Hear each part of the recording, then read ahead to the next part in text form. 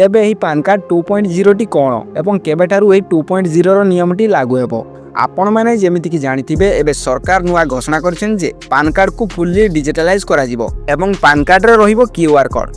तो एही नियमटी केबेठारु लागू हेबो एवं ए नै पूरा अपडेट टी कोन रहिछि आसंतु जानिबा।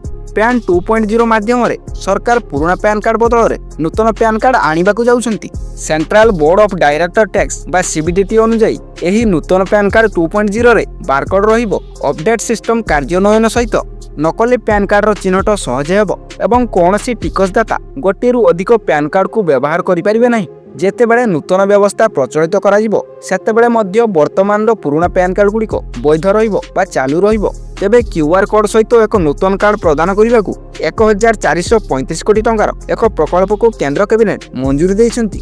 आसंता वर्ष 2025 ठारू एही प्रकल्पटी कार्यकारी हेबो। वर्तमान पैन कार्ड संबंधी सेवा 3टी भिन्न भिन्न प्लाटफर्म रे उपलब्ध अछि किंतु एही पैन 2.0 टी कार्यकारी हेबा परे एही समस्त सेवा गुड़िको गोटिया प्लाटफर्म रे उपलब्ध हेबो। तेबे जानि रखंतु आपण केवल परिवर्तन पई नूतन कार्ड पई आवेदन करि परिबे कारण सीबीडीटी कहिछि जे एबे पैन कार्ड देरी मानकु नूतन कार्ड पई आवेदन करिबा को पड़िबो नाही। तो जदि वीडियोटी आपनको भलो लागिछि ताले वीडियो को एक लाइक करि चैनल को सब्सक्राइब करंतु एवं पाखर थिबा बेल आइकन को ऑन रखंतु। तो देखा बा गुटी वीडियो रे से पर्यंत रहिली। जय जगन्नाथ।